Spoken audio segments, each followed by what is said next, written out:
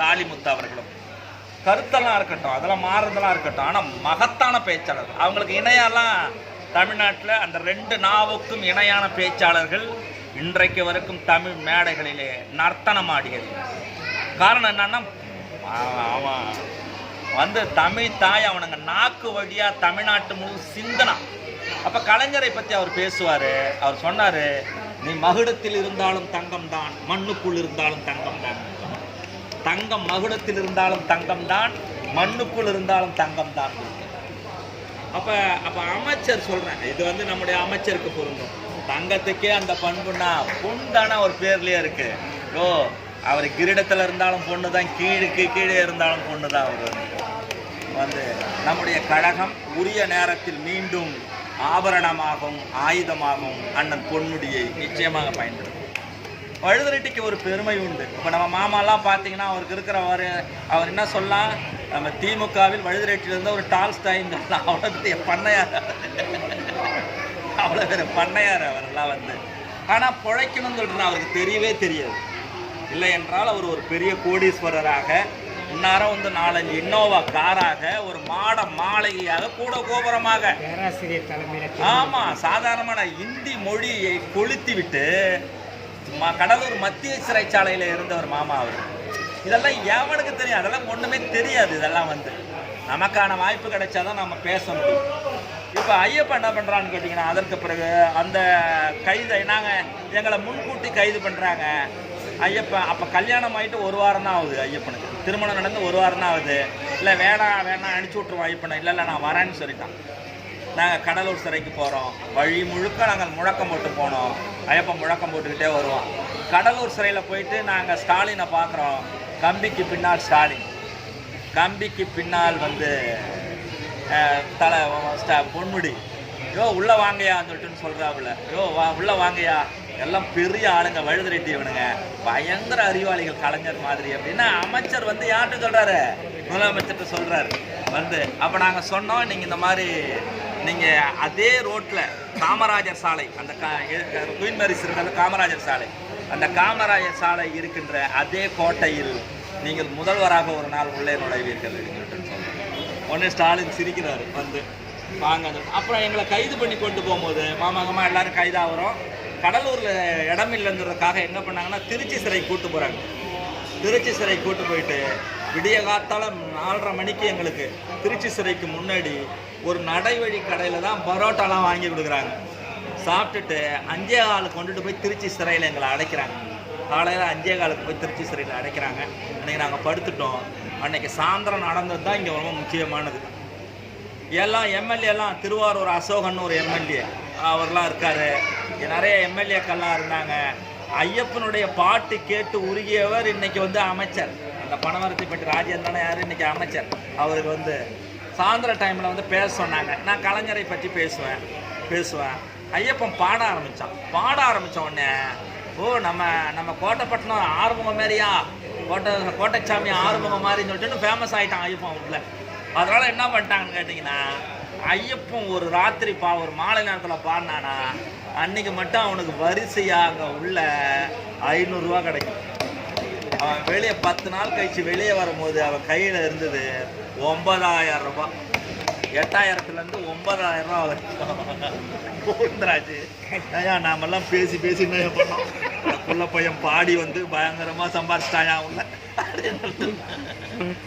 சம்பாரிச்சிட்டாயான்னு சொல்லிட்டு. அதுபோன்று தம்பி ஐயப்பனுடைய ஆற்றல்.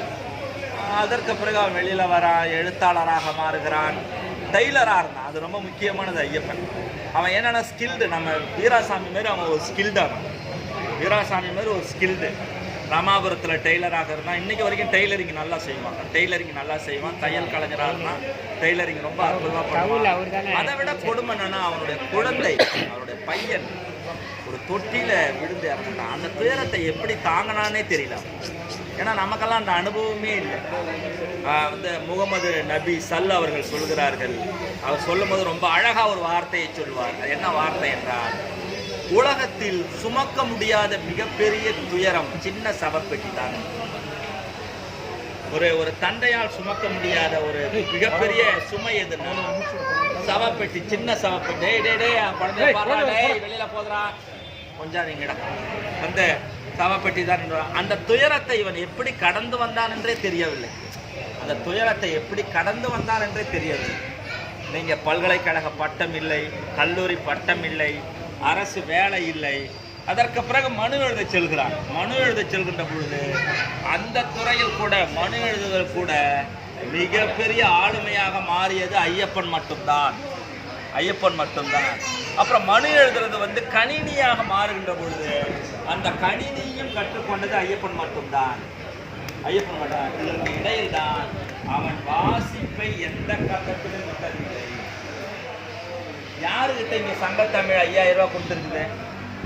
வழுதுரெட்டியில 5000 ரூபாய் பணம் கட்டி ஒட்டுமொத்த சங்கத்தமிழ் தொகுப்பு நூல்களை யார் வாங்கியிருக்கிறது? ஐயப்பன் மட்டும்தான் வாங்கி வச்சிருக்கிறான். யார் சீர் வட்டத்துல வந்து பெரும் தொகுப்புகளை வாங்கி வீட்டில் வச்சிருக்கிறது? ஐயப்பன் மட்டும்தான் வாங்கி வச்சிருக்கிறான். ஐயப்பன் மட்டும்தான் படிக்கிறான், எழுதுறான். அதோட விளைவுதான் இன்றைக்கு ஐயப்பன் ஒரு எழுத்தாளராக மலர்ந்திருப்பது. ஒரு பேச்சாளராக இல்ல, எழுத்தாளராக மலர்ந்திருப்பது.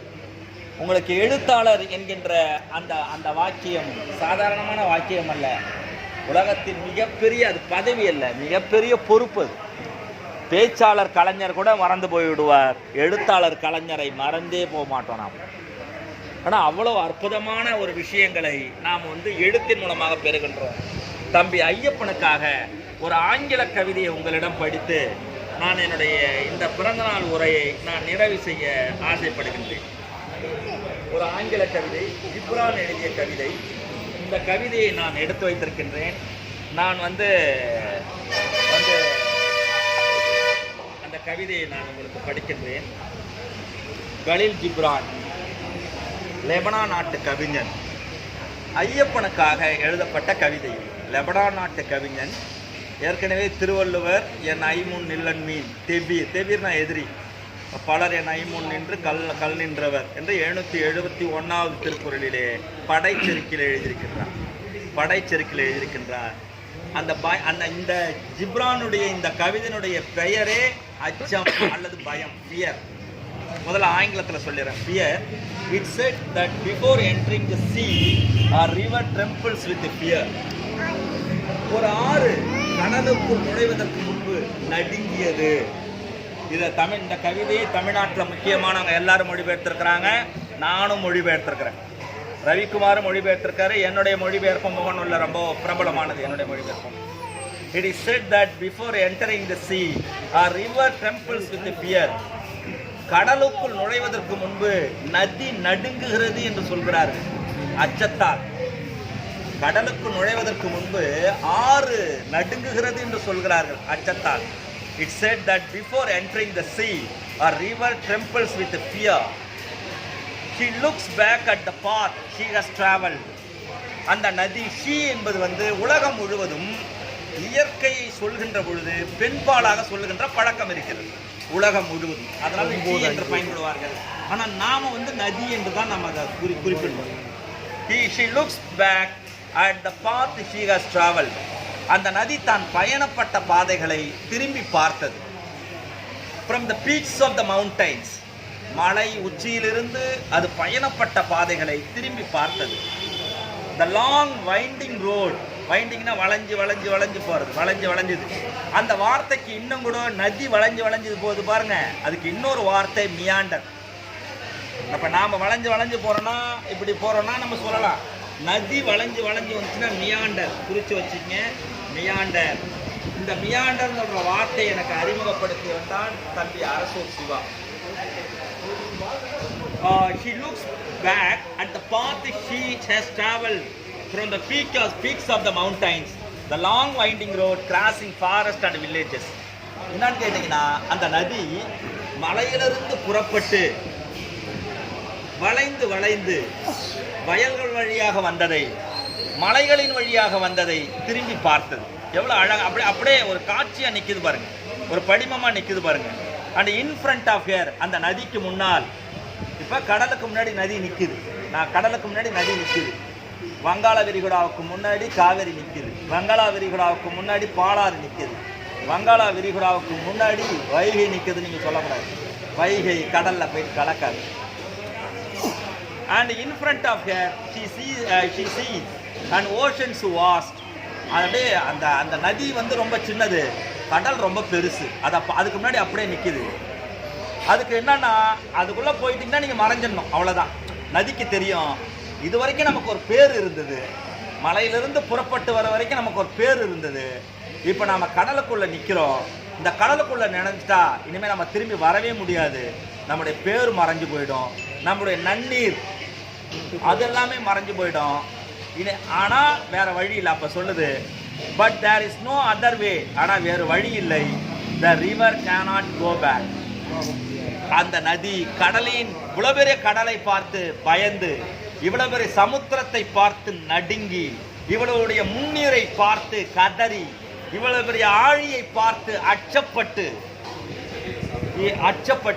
அந்த நதியால் ஒருபொழுதும் திரும்பி போய்விட முடியாது. Nobody can go back. யாருமே திரும்பி போக முடியாது. Nobody can go back. யாருமே திரும்பி போக முடியாது. To go back is impossible in existence. திரும்பி போவது என்பது இருப்பில் இயலாத ஒன்று.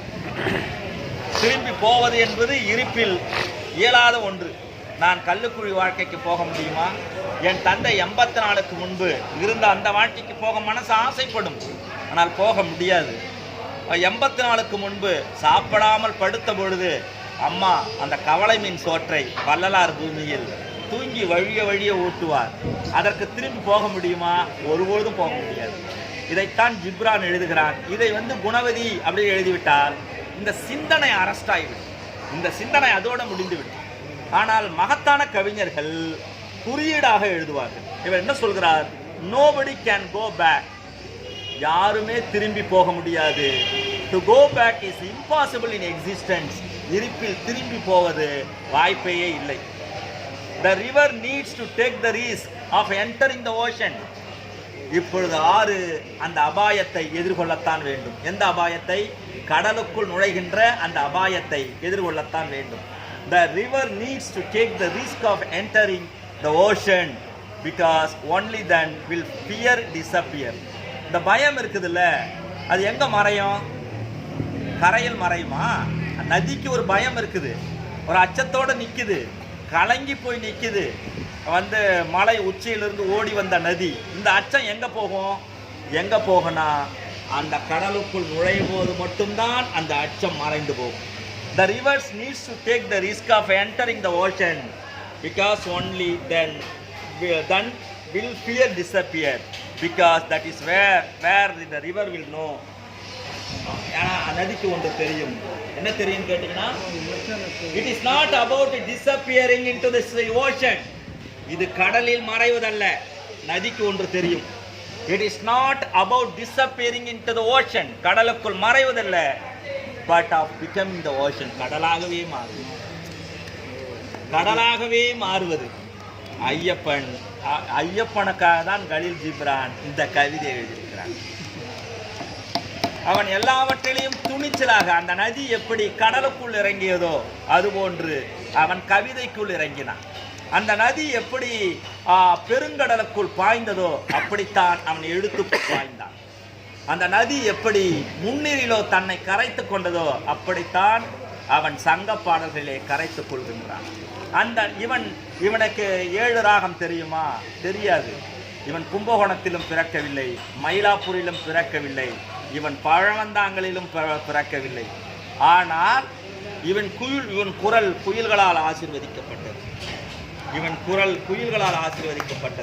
இவன் பாடுகின்ற பொழுது வெயில் நேரத்த வேப்ப மர கிளைகள் இவன் குரல் நான்களில் அதிர்கிறது. இவன் சிறைக்குள் பாடியவன். கம்பிகளை தாண்டி இவன் ராகங்கள் திருச்சியில் வெளிவந்திருக்கின்றது. இவன் கடலூர் சிறைக்குள் பாடியவன். அப்படிப்பட்ட தம்பி ஐயப்பன் அவர்களை இந்த நேரத்திலே உங்கள் முன்னால் நான் வாழ்த்துவதற்கு கடமைப்பட்டிருக்கின்றேன். வீரா, எப்பொழுதுமே வீராவும் ஐயப்பனும், இன்னொரு எங்கள் குரூப்பில் இன்னொருத்தவங்க இருக்கிறாங்க, அது யாருன்னா இளஞ்செழியன். ஒரு 3 பேர்னா அவங்க வந்து இளஞ்செழியன், வீரா, இவங்க எல்லாமே. தம்பி வீரா எப்பொழுதும் ஐயப்பனை உயர்த்தி பிடிக்கக்கூடியவர் தம்பி தணிகை செல்வன் இன்றைக்கு ஒரு உலக சினிமாவை பற்றி ஒரு பதிவு எழுதியிருந்தார்.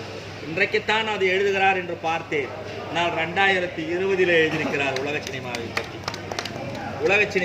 2020 எழுதியிருக்கின்றார். நான் மிக ஆச்சரியமாகப்படுகின்றேன். என்ன என்றால், எங்களுடைய வீரா நேற்று அனைவரையும் அழைத்து கொண்டு சென்று சரவணா உணவு விடுதியில் ஒரு அற்புதமான டின்னர், ஒரு ஹோஸ்ட் பண்ணுறதுக்குள்ள டின்னர் இருக்குது இல்லையா, அற்புதமான டின்னர், ரொம்ப அற்புதமான டின்னர். இன்றைக்கு சரி, தம்பி எங்களோடு பிறந்தவன், எங்களோடு வாழ்ந்தவன், இறுதியிலே நம்முடைய அந்த சுடுகாட்டுக்கு நாம் போகின்ற பொழுது நீங்கள் எல்லாம் கலங்கி நிற்க போகின்ற நம்முடைய உடன்பிறப்புகள், அது ரைட்டு. ஜனா அண்ணனுக்கு எப்படி வர வேண்டும் என்கின்ற இந்த எண்ணம், அண்ணன் வந்தவுடனே கேட்டார், ஐயப்பன் எங்காச்சும் கடன் வாங்க போயிருக்கானா, எல்லாருக்கும் பார்ட்டி கொடுக்கறதுக்கு, அவனுக்கு ஃபோன் பண்ணி சொல்லுங்க, அவனை வாங்க வேணான்னு சொல்லுங்க, வர சொல்லுங்க. வந்த உடனே சொன்னார், எங்கிருந்தோ வந்தான், இடைச்சாதி நான் என்றான், இங்கிவனை நான் பெறவே கண்ணா என்ன தவம் செய்து விட்டோம்.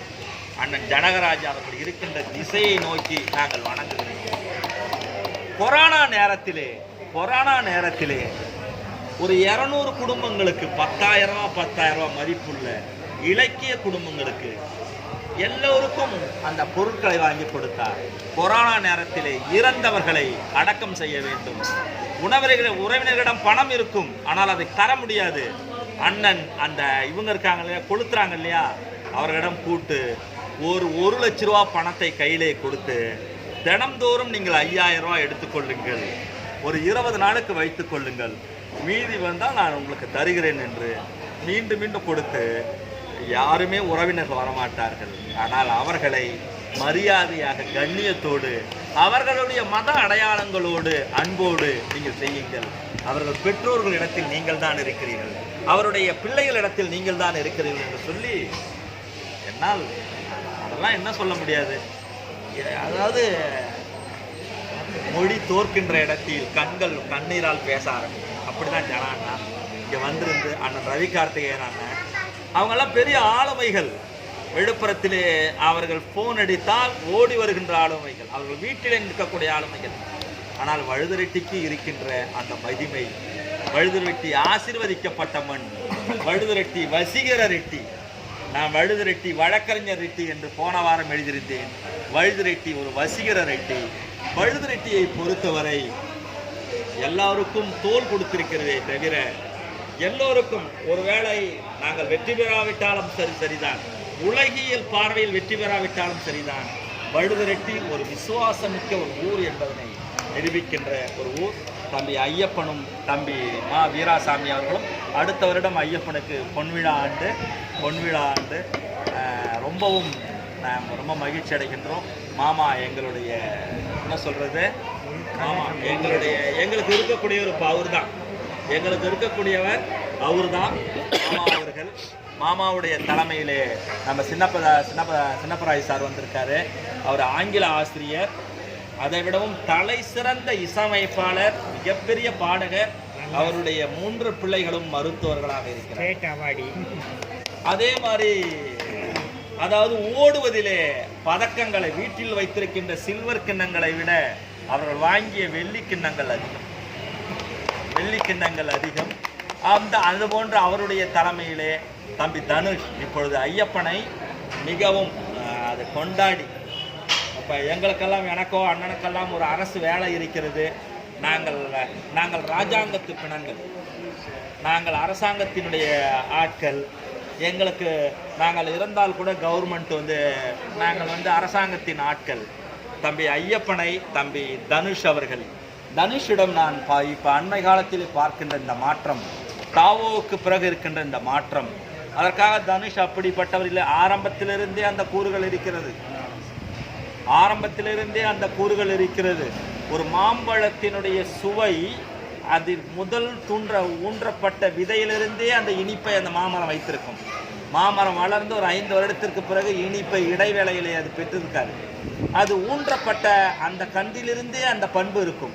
நம்முடைய கிருஷ்ணவேணி கலியமூர்த்தி அவர்களுடைய அன்பு பிள்ளை, அவங்க அப்பா அவனை கொஞ்சம் அவளை தனுஷன் என்ன பண்ணுவாப்ல, நீ சம்பாதிக்க வேணாம், நல்லா இருந்தா போதும். தனுஷை பத்தி அவர் சொல்லக்கூடிய ஒரே விஷயம், தனுஷ நீ அதாவது ஒரு இடத்துல பிரச்சனை வருது, நீ சம்பாதிக்க போறேன்னா வேணான்னு சொல்லிடுவார். அவன் அப்படியே இருக்கட்டும் அப்படின்னு சொல்லிட்டுன்னு தனுஷ் இப்போ தம்பி ஐயப்பனை தனுஷுடைய நிறுவனத்திலே தம்பி ஐயப்பன் ஆரி ஒர்க்கனுடைய பயிற்சியாளர். அதே போன்று நம்முடைய அருமை நண்பர் மோகன்தாஸ். அதாவது கல்வியில வந்து ஒருத்தவங்க உதவி பண்றாங்கன்னா அவர்களை எந்த நாளும் நீங்கள் மறக்கக்கூடாது. நான் இன்றைக்கு எம்ஏ ஆங்கில இலக்கியம், பிஎட், எம்ஃபில், இன்னொரு 3 மாதங்களிலே டாக்டர் பொன்முடியை போல யார் நமக்கு இதில் பெரிய ஈடுபாடு உற்சாகத்தை ஏற்படுத்தியவர்? டாக்டர் அம்பேத்கர், டாக்டர் பொன்முடியை போல, டாக்டர் ரவிக்குமாரை போல, டாக்டர் திருமாவளவனை போல அண்ணனால் உருவாக்கப்பட்ட நானும் ஒரு முனைவர் பட்டத்தை பெறக்கூடியவன். ஆனால் இந்த பிஹெச்டிக்கு பின்னால் இருப்பது என்னவென்றால் ஒரே ராத்திரியில் மோகன்தாஸ் கற்றுக் கொடுத்த கணக்கு. அது காலை சாயந்தரம் ஒரு 7 மணிக்கு அமர்ந்து அதிகாலை 4:30 அல்லது 5 மணிக்குள்ள கணக்கினுடைய சூத்திரங்களை எல்லாத்தையும் சொல்லி கொடுத்துட்டாப்புல. சொல்லி கொடுத்துட்டு படுத்துருங்க எம்மாருன்னு சொல்லிட்டாப்புல. அந்த வீடு ரொம்ப அழகாக ஒரு அது ஓட்டு வீடு. அங்கே தான் கருணாநிதி இருப்பான். கருணாநிதி அங்கே தான் இருப்பான். அப்போ மோகன்தாஸ் ஒரு சைக்கிள் வச்சுருப்பாப்புல. ஒரு சைக்கிள் ஏறத்தாழ நான் அடிக்கடி சொல்வது உண்டு, இந்த ஊருக்கு வந்த பிறகு, அப்பாலாம் இறந்த பிறகு, ஊருக்கெல்லாம் வந்த பிறகு எங்கள் வீட்டில் கொஞ்சம் பிரச்சனை, வீடு தரமாட்டேன்னு சொல்லிட்டாங்க. அப்போ வந்து அண்ணன் வந்து மோகன்தாஸ் சொல்கிறாரு, மோகன்தாஸ் அந்த ஃபோட்டோ அந்த வச்சுக்க சொல்லிட்டுருந்தாரு அப்படின்னு சொல்லிட்டு. வழுதிரெட்டியிலே அகதியானவன். என்னை விட அதிகமான துயரங்களை எவனும் சந்தித்திருக்க மாட்டான், இனிமேல் சந்திக்கவும் கூடாது அந்த துயரங்களை. மோகன்தாஸுடைய அறையில் தான் நான் தங்கியிருந்தேன். அந்த ஒரு நாள் ராத்திரி அவன் நடத்தது தான் 42 மதிப்பெண்கள். எனக்கு நான் மேக்ஸில் 42 மதிப்பெண்கள். அதுதான் என்னை மேற்கொண்டு ஹையர் எஜுகேஷன் போக வைக்குது. அந்த மோகன்தாஸ் இப்பொழுது நம்முடைய தனுஷினுடைய ஆதரவில், அவருடைய அரவணைப்பில் அங்கு நடத்துவது மிக மகிழ்ச்சியாக இருக்கிறது. அதே போன்று நம்முடைய பாபு அவன் பாரிபாபு, அவனுக்கு வந்து அது மிகவும் பொருத்தமான ஒரு பெயர். அது வந்து அவன் ராஜாங்கத்தால் ஆசீர்வதிக்கப்பட்டவன். எங்களுடைய குழுவிலே மிகப்பெரிய ஆளுமை யார் என்றால் அது ராஜாங்கம் தான். இங்கே இருக்கக்கூடிய அண்ணனோ நானோ இங்கே இருக்கக்கூடிய எல்லாவற்றை விடவும், ஏனென்றால் நியாயத்திற்காக ஒரு முன்னாள் அமைச்சரை அறைய முடியுமா? அறைந்தார் ராஜாங்கம். அவர் யாரையாச்சும் அரைஞ்சிருக்காரா? அடி வாங்கி அந்த அமைச்சர் சொன்னார், டேய் அவன் உண்மையாலுமே நல்லதுக்காக தான்டா என்னை அடிச்சான்னு சொல்லிட்டு, டேய் ராஜாங்கம் நீ எனக்கு நல்லதுக்காக தான்டா அடிச்சேன்னு சொல்லிட்டேன்னு. ராஜாங்கம் உருவாக்கிய 2 ஆளுமைகள் யாருன்னா, ஒன்று பாரிபாபு, இன்னொன்று தனுஷ். அப்படி நம்முடைய எல்லோரும் சேர்ந்து தம்பி ஐயப்பனை வாழ்த்துவது மிக நிறைவாக இருக்கிறது என்று சொல்லி, ஐயப்பனிடம் ஒன்று நான் சொல்லிக் கொள்கிறேன். நீ பாடகன் தான், நீ வந்து நல்ல மக்கள் இசை பாடகன் தான், ஆனால் நீ எழுத்தாளராக வர வேண்டும். எழுத்தாளன் என்பவன் வேறு, பாடகன் என்பவன் வேறு. ஆனால் உன்னிடம் இருக்கின்ற ஆற்றல் எழுத்தாளன். இந்த 49வது பிறந்த நாளில் நீ 2 விஷயங்களை தம்பி தனுஷிடம் நீ தெரிந்து கொள்ள வேண்டும். ஒன்று, தமிழிலே தட்டச்சு பழகுவது. அது வந்து ஒரு மாத காலத்திற்குள் தமிழுடைய எழுத்துக்கள் அறிமுகமாகிடும். கணினியிலே எழுத ஆரம்பிப்பது. கண்ணதாசன் சொல்கிறார் என்றால் அது வேறு. கண்ணதாசன் வாசித்து விட்டு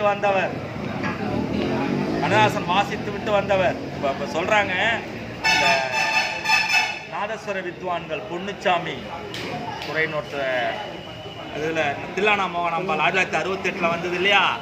கேவி மகாதேவன் தான் அதில் வாசிச்சது. கேவி மகாதேவன் தான் மியூசிக் கம்போசர். அவர் தான். அவங்க ஒரு பேட்டி இப்போ பார்த்தேன் நான். அவங்க சொல்கிறாங்க, கண்ணதாசனிடம் நாங்கள் 5.5 மணி நேரம் நாதஸ்வரம் வாசித்து காட்டினோம். சிவாஜியும் கண்ணதாசனும் உட்காந்து கேட்டார்கள். அதெல்லாம் வாங்கிக்கிட்டு தான் அவன் எழுதுறான். ஆமாம் வந்து மறைந்திருந்து பார்க்கும் மர்மம் என்ன, இந்த சிலை அழகா அந்த கலை அழகா. ரொம்ப அட்டகாசமானது. இன்னைக்கு வரைக்கும் நம்மளால மறக்க முடியாத ஒரு படம். அது மாதிரி தம்பி நான் ஐயப்பன்ட்ட என்ன கேட்குறேன்னா, எழுத்தாளர் ஐயப்பன் அவன் வர வேண்டும். அதை கற்றுக்கிட்டோம். இனிமேல் வந்து கையால் பேனாவால் எழுதுறது காலம் முடிந்து விட்டது. திருத்தும் போது பிரச்சனை வரும், உங்களுக்கு திருத்தும் போது உங்களுக்கு பிரச்சனை வரும். அதனால் இந்த 49வது விழாவிலே 49வது இந்த பிறந்த நாளில் நாளையிலிருந்து, ஏற்கனவே அண்ணனும் ஜெயச்சந்திரனும் ஐயப்பனும் ஒரே தட்டேஜுக்கு போனவங்க. அவங்க தட்டேச்சு நண்பர்கள். பேப்பர்லாம் எடுத்துக்கின்னு 2 பேரும் போயிட்டு இருந்தாங்க ரொம்ப நாள். அண்ணனும் கூட வந்துடுவார். அண்ணனும் வந்து கூட வந்துடுவார். கற்றுக்கிட்டிங்கன்னா நம்ம தனுஷ் ஆஃபீஸில் எத்தனை சிஸ்டம் கிடக்குது, எவ்வளோ இணையதளம் இருக்குது. அப்போ என்ன பண்ணலான்னா, நம்ம பார்க்குறேன்னே ஜெயமோகன் நமக்கு எதிர் கருத்து உடையவர். ஆனால் ஜெயமோகனை நான் மிகவும் மதிக்கக்கூடியவன். அவருடைய அந்த 15 நிமிடம் 14 நிமிடம் உரைகள்லாம் யூடியூப்பில் இருக்குது. பெரும் செயல்கள் செய்வது எப்படி, எழுத்தாளராக ஏன் ஒருவன் ஆக வேண்டும், அப்படியெல்லாம் ஒரு 14 நிமிஷம் 13 நிமிஷம் வந்து அதெல்லாம் நீங்கள் அந்த எழுத்தாளராவது ஏன் அப்படின்னு சொல்லிட்டு ஒரு 14 நிமிஷம் பேசியிருக்காரு. அதை ஒருத்தவங்க பேசினா, ஏன்னா வழுதுரெட்டிக்கு வேறு என்ன பெருமை இருக்குது, உனக்காக நீ எழுத வேண்டும். இன்றைக்கு வரைக்கும் வழுதுரெட்டிக்கு இருக்கின்ற மிகப்பெரிய பெருமையில் ஒன்று அண்ணன் தரிசன பிரியன் எழுதிய 3 புத்தகங்கள். எவ்வளோ புத்தகத்தை நாம் எடுத்து வந்திருக்கின்றோம். வழுதுரெட்டியிலிருந்து ஒரு 3 புத்தகங்கள் நூலகத்திற்கு சென்றிருக்கிறது என்றால் அது அண்ணன் முருகையன் எழுதிய புத்தகங்கள் தான். உலகத்தின் நூலகத்திலே எழுத்திலே அச்சுக்கு சென்றது. அந்த வகையிலே அண்ணன் ஜெயச்சந்திரன் போன்றவர்கள் எழுத ஆரம்பிப்பார். அவருக்கே தோணுச்சுன்னா நிச்சயமாக எழுத ஆரம்பிப்பார். ஐயப்பன் அதை கற்றுக்கொள்ள வேண்டும் என்று சொல்லி நமக்கு ஒரு மிகப்பெரிய கடமை இருக்கிறது. இப்போ என்னவென்றால், அண்ணன் பொன்முடி அவர்களுடன் இருப்பது, அவரை மீண்டும் நாம் உயர்த்தி காட்டுவோம். வழுதுரெட்டியின் குரல் உங்களை ஒருபோதும் வீழ விடாது. தம்பி ஐயப்பன், தம்பி வீராவினுடைய இந்த பிறந்த நாளிலே நான் இருவரையும் வாழ்த்தி விடைபெறுகின்றேன். நன்றி, வணக்கம். அந்த ஜிப்ரானுடைய கவிதையை மறந்துடாதீங்க. பியர், அது ஐயப்பனுக்காகவே எழுதப்பட்ட கவிதை. கடலுக்குள் போனால் பயமாக இருக்கிறது. அந்த பயம் எதில் இறங்க வேண்டும்? கடலுக்குள் தான் போக வேண்டும்.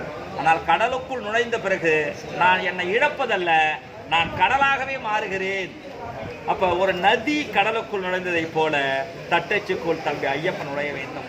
ஒரு நதி கடலுக்குள் நுழைந்ததை போல எழுத்துக்குள் தம்பி ஐயப்பன் நுழைய வேண்டும். ஒரு நதி கடலுக்குள் நுழைந்ததை போல கணினிக்குள் தம்பி ஐயப்பன் நுழைய வேண்டும். அமுதா, இன்றைக்கு அவனுடைய மிகப்பெரிய கல்யாணத்திற்கு பிறகு காதலிப்பது என்பது மிக அழகானது. ஐயப்பனுடைய அந்த குடும்பத்தை இன்றைக்கு தூக்கி நிறுத்தக்கூடிய அவன் மீது அதுக்கு ஒரு மிகப்பெரிய என்னன்னா, ஐயப்பனுக்கு எல்லாரும் இங்கே குடித்தவர்கள் தானே. மாமா குடிக்க மாட்டார், அவர் எப்பயுமே குடிச்சதில்லை. அவர் தலைவராக நின்ற பொழுது ஒரு டீப்பில் கொடுப்பாங்க சாராயம். அந்த டீப்பு சாராயத்தை எடுத்துன்னு வருவோம். நானும் கோவிந்தராஜ் முருகவேலாம் அந்த டீப்பில் இருந்து அப்படி அடிப்போம் சாராயத்தை. அதில் தண்ணியை ஊற்றிட்டு அப்படியே இது வரைக்கும் அந்த மாதிரி எல்லாருமே ஒரு காலத்தை குடித்தவங்க தான். ஐயப்பனும் குடித்து கொண்டு தான் இருந்தான். ஆனால் வழுதுரெட்டி இளைஞர்களுக்கு ஒரு மிகப்பெரிய முன்மாதிரி. குடியை நிறுத்த முடியாது என்று சொல்லுகின்ற பழக்கத்தில் 1 வருடமாக ஒரு துளி மதுவை கூட அவர் போட்டார். அதன் காரணமாகத்தான் அமுதா இன்றைக்கு சென்னை சில்க்ஸிலே நின்று வலி சுமந்து துயர் சுமந்து அது கொண்டு போய் தருகிறது. அவனுடைய குழந்தைகளும் இன்றைக்கு நன்றாக படிக்கிறார்கள். அவன் ஒரு நன்றாக தட்டச்சு கணினி கற்றுக்கொள்கின்றான். எளிய குடும்பத்திலிருந்து இப்படிப்பட்டவர்கள் எழுந்து வருவதுதான் இந்த வாழ்க்கைக்கு மிகவும் பிடிக்கும் என்று சொல்லி என்னுடைய உரையை நிறைவு செய்கின்றேன். நன்றி.